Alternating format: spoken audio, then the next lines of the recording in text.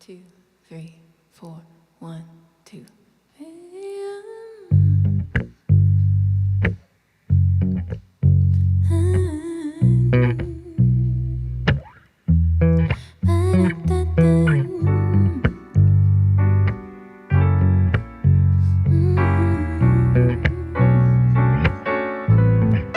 Baby, I'm sweet like peaches, and I'm gonna leave you speechless and never find this beacon when you're orbiting Venus. You'll taste nothing but sweetness. I think you should come over. This love gonna need exposure. We can dance in the moonlight. We can kiss till the mood's right. Don't like some motion. Give me emotion. Come swim this ocean. Take my word, baby. I'm sweet like peaches, and I'm gonna leave you speechless and never find this beacon from the peak of my Everest. Take me high in your rocket. Better pack a bag or two if you wanna see this view. Shoot me a first class ticket in the last year. Look at you, the type I get into. I can be your shining knight. Tell you I like to ride. I don't need no saving. I got you saying your favorite phrases. Baby, I'm sweet like I'm gonna leave ya just enough to get heated. Then we'll keep repeating. Wait for the right time. Best when the fruit's ripe. Flavor you can hide. 'Cause baby, baby,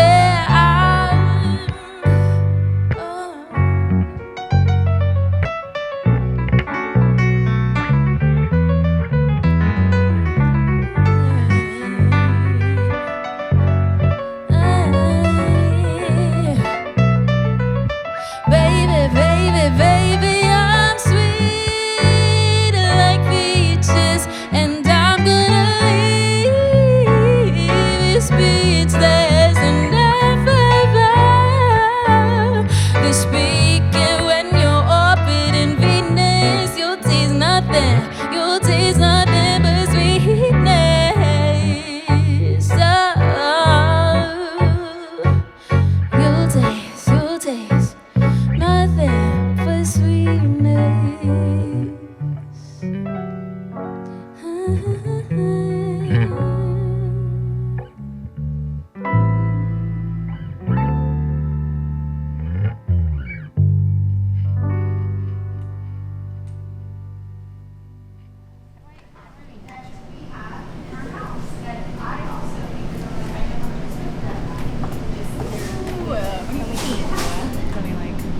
I don't know what these are. Oh, it glows. That's scary. I don't want that. Oh, that's kind of cutie. Do you think it's cutie? Or no? It's a little... She said no. Okay, guys, never mind. Let's keep They're this not even rolling. like all... Whoa, that cat is crazy. Wait, that one's... Wait. You want it? I got the My Home. I wonder if it's like a hard figure.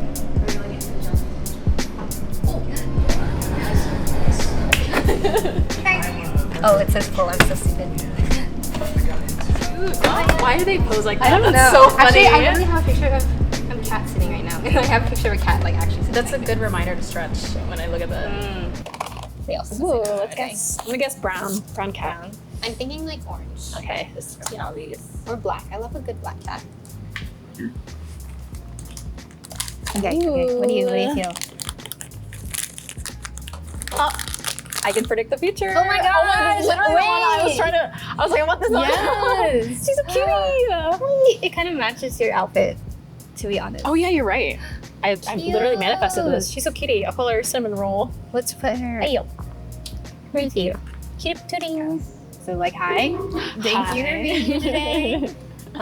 How's your day going? Oh, I had a great day. Okay. That's good. I'm glad. Thanks to you guys. We're obviously here to talk about your single. First, we're gonna actually take us back and like tell us a little bit about like how you became a singer, an artist, like why do you do what you do? How did I become a singer? So I grew up, I'm Filipino, so we just like grew up singing. My parents actually met in like church choir, and then I feel like myself and my brother, we all grew up just like hearing them sing. So I started singing when I was like 6. My mom used to say I was super extra when I sing because I was 6 years old performing in the Philippines. I'd be like tossing my hair out. I was super extra, but basically I loved performing. And then fast forward, I took like piano lessons classically for like 9 years, but I used that as a tool to help me songwrite. And then I got really into songwriting. And then around COVID time was when I started seriously pursuing like a music career again. So I found a lot of inspiration during that time, which is fun. Great. Wow. Yeah. So you think it's like just kind of like in your blood to be honest? Yeah, I guess in a way. I think, yeah. Music, but also when I was younger, I used to want to be an author actually. Oh, okay, wow. So I think music and songwriting was like, it was like a mix of both. Like I could use both. Naturally clicks, Yeah. Oh, so did you you wrote this like single all your own? Yes. Oh, If Only We Knew. Yeah, I wrote that by myself. I wrote it, the inspiration behind it was it was a conclusion to the end of like a long-term relationship. And I really wanted to find a way to process my feelings at the time. And the only way I know how to process is by writing or through songwriting. So it kind of came out very quickly. I think I wrote it in a span of a few hours. But it was definitely like a nice bow tie, I guess, to the end of that chapter in my life. Obviously you have your perspective on it, but like, what do you want other people to get out of when they hear it? I think for me, because part of the reason why I like music so much is that it's always up for interpretation to the listener. And I want people, when they hear this song, to relate to it in their own experiences. So to listen to it and feel like, oh, like I've been through this before, like someone is talking about something that I've also personally experienced. So mainly what I want them to take away is that they're not alone. They've also gone through this through this experience. I've also gone through it, and feeling that like sense of connection in a way through the music. So I know you said like it came out really fast. It was like really easy, but like when you were like actually like putting the instrumentals to it and whatnot, did you like experiment with any like new sounds that you hadn't had in like your past work? Yes. So I worked on a production with a producer named CS, and I gave him like my info. I was like, I really like the song called "The Greatest" by Billie Eilish, and the song's theme is very similar to the song too. And I was like, can we do something that feels very intimate, but it sounds big at the same time? And so my inspiration was creating the song that would sound good in a stadium, low-key. And I think in terms of sound experimentation, I don't use a ton of like electric guitars in my music.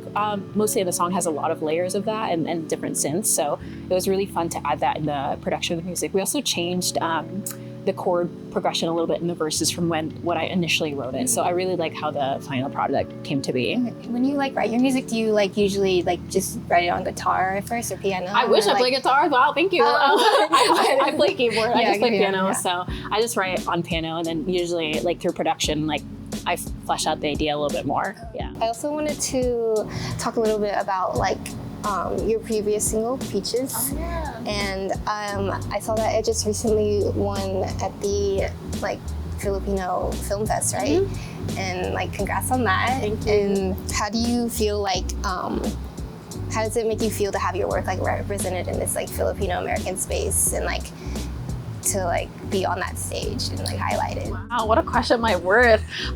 So we created this music video with Monica. She's a really talented filmmaker, and she kind of submitted on a whim. Not really, I think neither of us really expected anything. And then I had a friend of mine who lives in LA and also had a video that he was showcasing at the festival.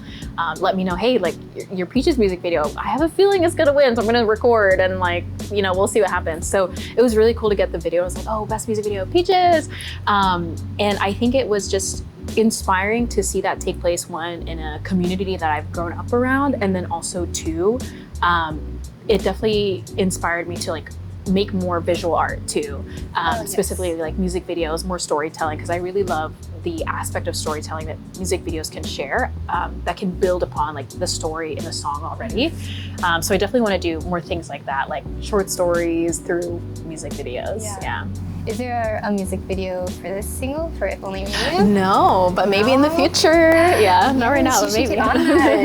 So I know you touched on this a little bit, but how has like the Filipino community kind of like played a role in your artistry and like uplifting you, I guess, and like being there to support you? Well, as far as growing up around a Filipino community, I think there's always, when you go to like Filipino parties, there's always aunties and uncles that are like, can you sing for us or can you perform? So in a way, it's already supportive. But fast forward to like current day, I'm pretty involved in like the Filipino community here. There's some organizations called PACE that host like a yearly fundraiser, if you will, to contribute towards like Filipino community here in DFW. And it's just really nice to step into places like that and immediately feel like you're at home. And there's people that like recognize you and your backstory and vice versa. So yeah, they've been super supportive. They've helped me. This community overall has helped me get a ton of opportunities, and even outside of the Filipino community, like Dallas Asian Art Club has helped me a lot too. So it's been super fun. Yeah. How did you get involved with that community and like your I know some of your collaborators are also part of that. Yes, I don't remember how I first heard about them, but I do remember the first event I showed up to was a potluck. I just saw food and I was like, yeah, I'll be there. All these different like Asian food. Yeah, I'm gonna be there. So that's how I first got plugged in, and then as time passed, I got more involved. I think what I enjoy about it so much is that there's this dedicated community of Asian creatives in Dallas that they're all so passionate about what they do. And I get a lot of inspiration being surrounded by people that are really dedicated to their creative art, especially in the Asian community, where I think a lot of times we're not encouraged by like our families to pursue that as an actual career path. So it's really cool to see that here in a space where there's like a dedicated space to go out and support people that are doing that. Yeah. It's definitely like more of a thing that you have to do as like a hobby a lot of the times, and, like not an actual like stable career. Going back to If Only We Knew, how do you think it like kind of connects with the rest of your music? How do you see If Only We Knew like fitting in with the rest of your music? I would say If Only We Knew is a more mature version of my songwriting and my personality. I've written similar themes in the past, but I think If Only We Knew is definitely like I like to say the more seasoned version of me and my songwriting. And I hope to build my project. I want to release an album is the goal. So I want to build my project kind of around that, these themes of like, you know, romantic love, but also exploring themes of like generational trauma and like an immigrant upbringing, what all that looks like. So I want to tie that all together into a cohesive project. What's next for you in terms, I know your new album? How much have you already started like writing songs for that, or? The songs are pretty much done. I just need to finish production for them all. And then hopefully, you know, music video, short story. Teaser. Yeah. Do you have any like crazy, most memorable like fan stories or like meeting your fans or anything that you can share? Let me think about this one. I've had a couple, but they're kind of weird. So I don't know if I should share them. No, actually you should. Oh, hold on, let me think. Oh, I wasn't prepared for this question. Hold on, let me think. Okay, this was back when I was in the relationship that I wrote about in the song. I remember a guy came up to talk to me and he's like, I'm a big fan of your music. And then he tried to hit on me, and then I was like, I'm in a relationship. Oh, yes. And then he went something like, how old are you anyway? He was in high school. I was like, what? So that's my one weird fan story. I was like, oh, what? Oh my gosh. And then let's see, another one. I had a girl that came up that consistently goes to my shows.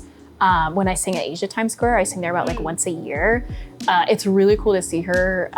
In a way, like I've seen her maybe like 3 or 4 times. In a way, I've kind of like seen her grow up. So I see her every time, and she always comes up to like take a selfie with me. So that was really cool. And then when I was at YAR, Austin Asian Music Festival, Austin's first Asian Music Festival was like a year and a half ago. I got to sign like my first autograph, so that was fun. Gosh, this girl was like passing around a hat, so that was a lot of fun. Yeah. Where do you like see yourself in a year, like after this project has been released, and like probably your album hopefully, and then like how do you hope to grow, or like where do you like see yourself? I definitely want to push myself in terms of like songwriting and people I'm collaborating with. I think I constantly want to be in a state of improvement where my live shows get better, the people that I play with inspire me, my writing gets even better. So I hope that a year from now, this project that I want to release is released, and I'm working on even more like exciting things. So performing live more storytelling, things like that. What do you enjoy like most about like the performing live? Because the interaction, the crowd interaction. It's so fun to see like people's faces, and then in a way I feel like when I'm on stage I'm like JONAVI, not JoJo. So I feel the most locked in as like my artist self when I'm performing. Yeah. So tell me like what music you're listening to right now. Like, it can inspire you, it could just be like in general. Like, What am I listening to right now? I have an IDK playlist, which is basically just, I don't know where this song belongs, but I'm gonna put it here. No, I haven't noticed. Yeah. I think the most recent additions I've added on that is Sailor. She's this like Viet R&B artist. I've been really into her. Honestly, I've been listening to a lot of Cat's Eye. I won't even lie. I just think they're baddies, so I'm like, I get inspired every time I listen to them. In a very recent development over the last year, I've slowly gone into EDM. So I do have some EDM tracks in there too, but. Are you a raver? I've dabbled in raving, yeah. That's a different side, that's not JONAVI, you know, Okay, that's somebody else. Let's keep this image. Yeah. No, yeah, I think having a diverse music taste is like so good. Yeah. I wish I could be like one of those people who like are able to curate like such. Yes. More on the inspiration side of things, like what inspires your music other than like, obviously you said like experiences from your life and like all that, but any other specific inspirations? So yes, I definitely get inspiration from relationships, not necessarily romantic, but interactions that I have with like my family or my friends will make me think of like certain concepts that I could write for a song that inspire me to like explore it a little bit more. And then in general, where I get inspiration is just being surrounded by people who are also creative. It doesn't matter if it's music, it could be film, it could be like painting, it could even be like they're really creative at, I don't know, like a sport. I think anything like that is a type of creativity, but it's just like seeing people being passionate about something makes me want to give more to my art too. So I just like surrounding myself in spaces like that. Yeah, I mean, seeing other people like just be so passionate about their art is like, you kind of just like want to do that too. You inspire me today. You're too nice. Too nice. Don't flatter me. Is there anyone especially you want to shout out for like who helped you collaborate on the single, or like just in general? Yeah, I mean, definitely my producer, CS, Mo, who mixed and mastered it, Lucy, who did the artwork, Larry and Dzidzor, my band today, and definitely the space for allowing us to be here. Eric is the name of the owner. This venue is called Velcro Kid, and it's just like such a cool space. Definitely recommend people coming in. Where can people hear this new single once it releases? Yeah, so If Only We Knew will be out on October 9th. This song will be on all streaming platforms, and you can also find it on all my social media, which is JONAVI Music. And honestly, you can listen to it right now. Oh, we can go listen to it right now if you want. Really? You want to go? Okay, let's go. Get your drink.